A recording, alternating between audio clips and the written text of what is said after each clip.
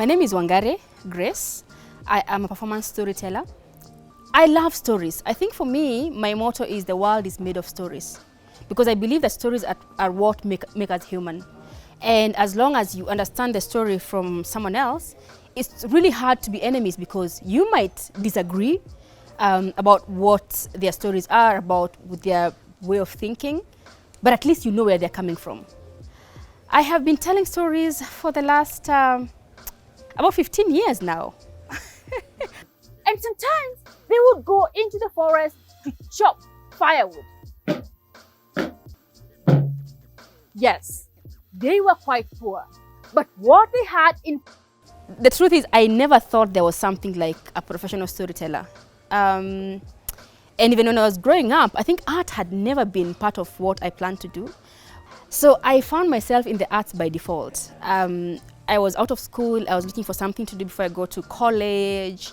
And I met this friend who told me, I have a friend who has a theater group, and you can just go and see what they do. I did traveling theater, I did a bit of television, and then I found this group that was doing storytelling, and I loved what they were doing, because for the storytelling it was, well, quite flexible. You know, if you're doing a play, it's very fixed. It's fixed lines, fixed blockings, and sometimes very fixed spaces that you can actually have your show. But with storytelling, you know, I can have an audience of kindergarteners in the morning, I can go and work in a high school in the afternoon, I can have a uni in the evening, and have a family show at the other time. So I love that storytelling for me has opened for me doors where I can infuse things that I love. I love reading, I love traveling, and storytelling combines this very well. Even after being in the arts for a while, I really wasn't planning to stick around for long. But then I found that one, I loved what I was doing, and two, I was good at it. And I thought, you know, why not do this? And yeah, so here I am, years down the line, and I think for a long time my family was asking me, so when are you going to get a real job? And they asked, and then they realized, you know, this woman doesn't seem to be in a hurry to do so. And I love that now they have actually become one of my biggest supports. They support my work, they come to my gigs. And the fact that I am also able to pay my bills via the arts is also a very, very big plus. Through my storytelling, I love that I've been able to interact with very different audiences from different places. I've been to festivals around the world. I've told stories in Germany, I've told stories in Somaliland, I've told stories over in Tanzania, in Iran. Being an oral performer, you have to know your audience and who you're targeting very well. And because I also don't like preaching, so I don't do a story and say, hey, now the moral of the story is.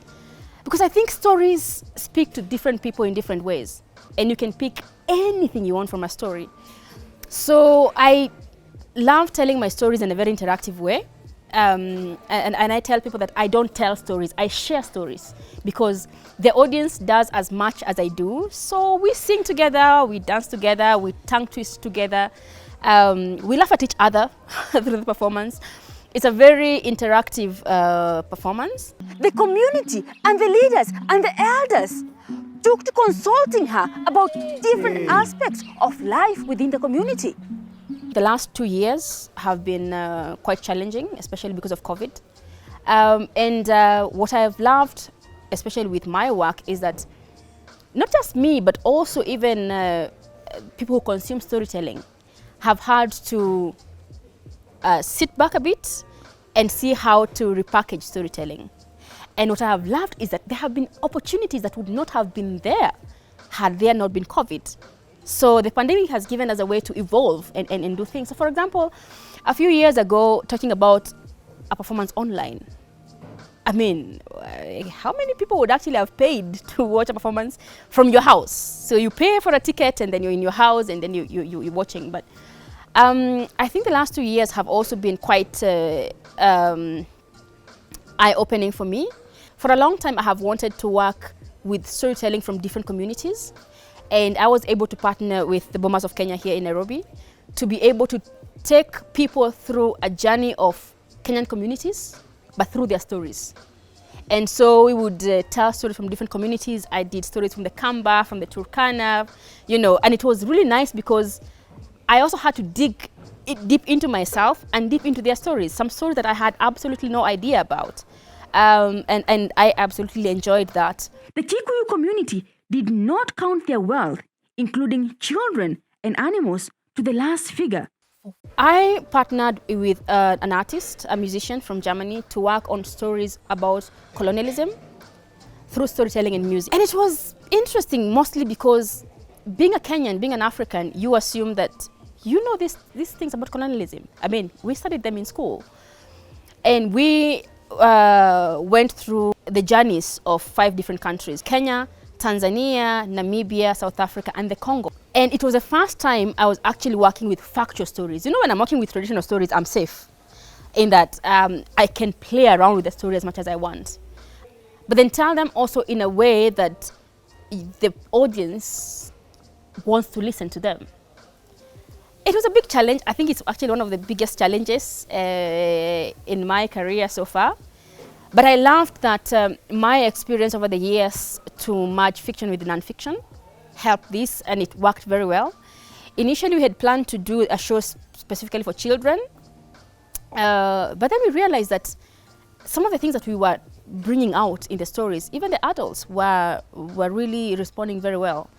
And we ended up doing a tour to Munich. I have loved that the performance seems to have taken a life of its own, that more people are willing to engage with it. And I think what I love most about my events is actually the chat afterwards. It's not just a come, see my show, go.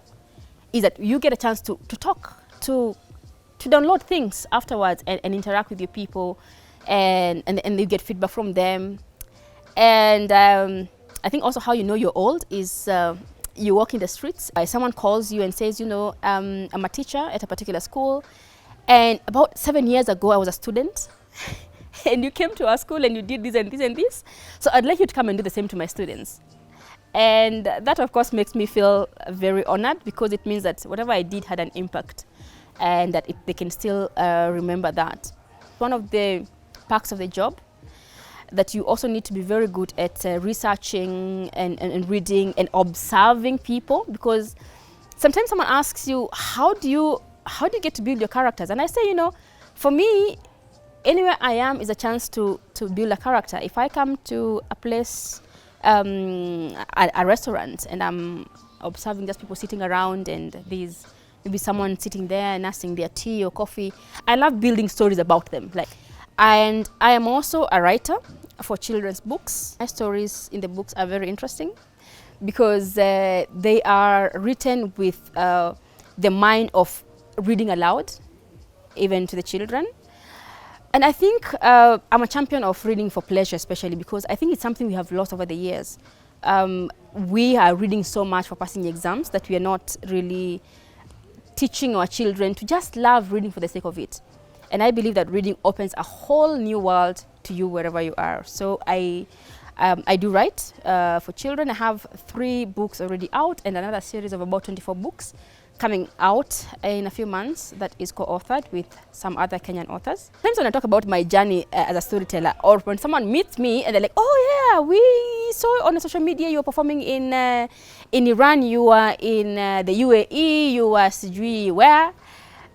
So you just travel and tell stories and then you're paid for it. It sounds very glamorous, and to a certain extent it is. I love that it's that flexible. That I'm also able to kind of plan my work, you know, when I'm on tour, when I'm telling away from home, when I'm telling around my home, when I can spend time with my children. But of course, there are also other challenges around it. So for example, inconsistent gigs. So you have to be very good at balancing your finances, which when you're doing freelancing, of course, you need to learn that.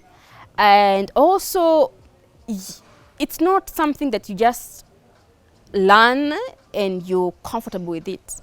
You have to keep working on it every other day. You have to keep improving the way you're telling. You have to keep increasing your repertoire of stories, because I think one of the things that makes somebody a good storyteller is that even if you come today and you hear me telling a story, and then tomorrow I am telling the same story, it should not be exactly the same way I told it. So it's a way, it's also a good challenge to me that I have to keep improving myself every other day. And I think I love that. I love that. Looking back over the last 16 or so years, I can definitely see growth. I'm also very keen on growing the next generation of storytellers, because I think now more platforms are opening up for telling stories. So I think about 5 years ago, 95% of my work was with schools, and mostly primary and high schools. But now different platforms are opening up, telling in universities, you're telling in family settings, you're telling in conferences. And if you want to become a storyteller, you don't have to limit yourself to one particular kind of audience, so to say. You can also tell stories around activism, stories around the environment, stories around peace and conflict resolution. So it's a whole new world that we need to explore as storytellers. So one of the things I'm currently doing is actually training people who are interested in stories to become storytellers, because I think we need more people out there telling more stories, and also telling our stories, telling our African stories in different ways. So I am also doing that. I'm really hoping it's something that we can continue, because I think for storytelling, you don't have to be a professional storyteller to learn the skill of storytelling. Whether you're a teacher, you can use stories in your class as a teaching aid. If you are a pediatrician, you can use this in your medical space to make the children feel more relaxed around you. If you are in the boardroom, you can use stories and storytelling skills to be able to tell the stories about your organization. And I think these are the things that connect people together.